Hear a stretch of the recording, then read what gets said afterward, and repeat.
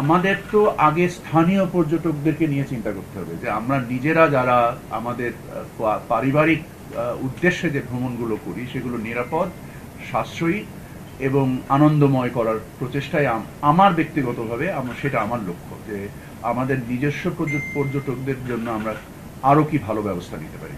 আর বিদেশিরা যারা আপনি বলেছেন ভিসা জটিলতা সম্ভবত আমাদের খুব একটা নেই, বাট আমাদের লজিস্টিক সমস্যা আছে বা আমাদের অন্য বিভিন্ন যে সমস্যাগুলো আছে, সিকিউরিটি, এটা তো একটা সামগ্রিকতার বিষয়। সো এটা তো ইন সেপারেশন বা ইন আইসোলেশন চিন্তা করার সুযোগ নেই।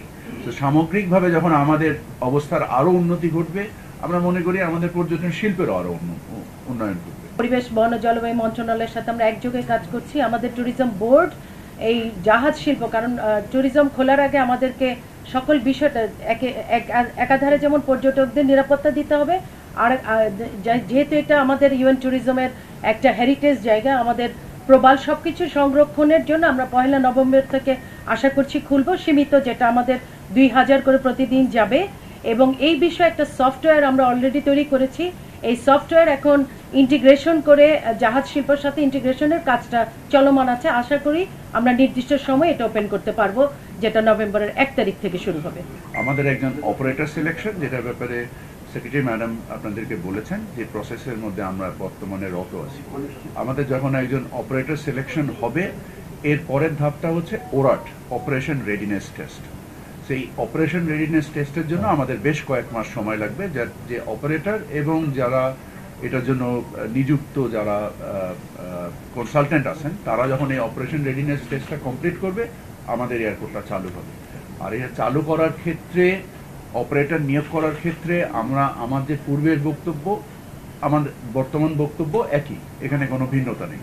আমরা যেটা মনে করছি যে আমরা প্রথমে ডে ট্যুরটা শুরু হবে, তারপরে শেষের 2 মাস থাকতে পারবে রাতে, তবে সংখ্যাটা 2000-ই হবে। এই বছর সম্ভবত আমরা ফেব্রুয়ারি পর্যন্ত কন্টিনিউ করব। RICL TMX, যুগের পর যুগ স্থাপনা থাকে মজবুত। আমাদের একটি ট্যুরিজম স্যাটেলাইট ডেটা, যেহেতু আমরা জানি যে আমরা আসলে ট্যুরিজমের কোনো আমাদের ডেটা সেন্টার নাই বা আমরা এই পর্যন্ত হয়নি, তবে আমরা ইতোমধ্যে ট্যুরিজম বোর্ডের মাধ্যমে আমরা পরিসংখ্যান বিভাগের সাথে একত্রিত হয়ে আমরা ট্যুরিজম স্যাটেলাইট ডাটা চালু উদ্যোগ নিয়েছে। এটা একটা রিয়েল টাইম ডাটা তখন পাওয়া যাবে। এছাড়া আমাদের যেহেতু আমাদের এই মুহূর্তে স্পেসিফিক্যালি বলতে পারবো না, তবে ইমিগ্রেশন, পুলিশ, অন্যান্য তথ্য থেকে কম বেশি হতে পারে যে আমাদের 2024-এ 6 লাখ প্লাস আমাদের বিভিন্ন পারপাসে আমাদের ট্যুরিস্টরা এসছে। ট্যুরিজম তো শুধু পর্যটন নয়, পর্যটনের সংজ্ঞা এখন অনেক চেঞ্জ হয়েছে। আপনারা জানেন MICE tourism, medical tourism, Buddhist tourism, এরকম বিভিন্ন ইস্যু করে আমরা গত 24 সালে আমাদের 6,25,000 সামথিং আমাদের ট্যুরিস্ট এসেছে। আমাদের প্রচেষ্টার তো অন্ত নেই। আমি গতকাল নিজেও থার্ড টার্মিনাল গতকাল সকালে গিয়েছি, আমরা জিনিসটাকে রিভিউ করছি। সো আমাদের কোনো জায়গায় একটা দিন, কারণ আমাদের এখানে 21,000 কোটি টাকা বিনিয়োগ হয়েছে, এই বিনিয়োগের দায় তো আমাদেরকে গ্রহণ করছে। এখানে জাপানিজরা বিনিয়োগ করেনি, বিনিয়োগ আমরা করেছি, দায় আমাদের উপরে। সেই দায়, এই খরচ মেটানোর জন্য আমরা যত দ্রুত এটা চালু করতে পারি, এটা যে শুধু আমাদের যাত্রী পরিবহনের সেবার উন্নতিকরণ তাও না, এখানে আমাদের একটা অর্থনৈতিক স্বার্থও জড়িত। সেই অর্থনৈতিক স্বার্থে আমরা আমাদের মন্ত্রণালয়ের পক্ষ থেকে, ক্যাব থেকে সকলেই আমরা একত্রে চেষ্টা করছি যত দ্রুত করা যায়। দুঃখজনকভাবে আপনারা যে সুনির্দিষ্ট একটি তারিখ চাচ্ছেন আমাদের কাছে, এটা আমাদের কাছে এই মুহূর্তে উপস্থিত নাই। কারণ আমাদের লক্ষ্য হয়তো মনে মনে কিছু আছে, কিন্তু সেই লক্ষ্যগুলো আমাদের যদি আমরা সুনির্দিষ্ট কোনো কারণ এখনো নাই যে আমরা আপনাদেরকে লক্ষ্যটা জানাতে পারি। আপনারা জানেন আমাদের প্রবালটা একেবারেই এখন ইসের সাথে, আপনারা দিন শেষে কিন্তু আমরা সবাই বাংলাদেশি। আমাদের এটা একটা সম্পদ, এটা একটা আল্লাহর প্রদত্ত সম্পদ। এই সম্পদ রক্ষার জন্য আমরা যদি দেখি যে আপনারা এবার গেলে দেখবেন যে কি পরিমাণ তার প্রাণের সঞ্চার হয়েছে, যেহেতু এটা আমরা কন্ট্রোল করেছি।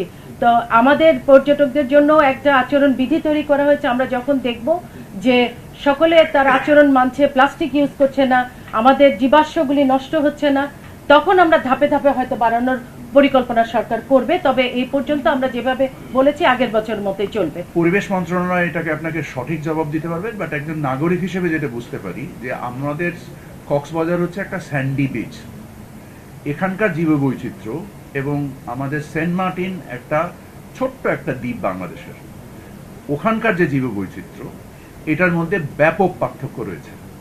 ওখানকার জনবসতি, এখানকার জনবসতি, এর যে সামগ্রিকতার বিবেচনায় আমাদের মানে সুনির্দিষ্ট কারণ রয়েছে আমাদের পরিবেশ মন্ত্রণালয় এটাকে নিয়ন্ত্রণ করার। তো আমরা চাই না যে আমরা ওখানে যেতে পারবো না, এরকম কোনো কারণ নেই, আমরা যেতে পারবো। বাট আমরা অতি শুধু মানে যে সেন্ট মার্টিন তা না, আমাদের বাংলাদেশের যে আমাদের যে মহাপরিকল্পনায় যে 1500 যে ট্যুরিজম স্পট আছে, আমরা সেখানে দেখতে পাই যে মাত্র কয়েকটা জায়গায় অতি ট্যুরিস্ট আসার ফলে আমাদের বিভিন্ন রকমের বিপত্তি সংঘটিত হয়।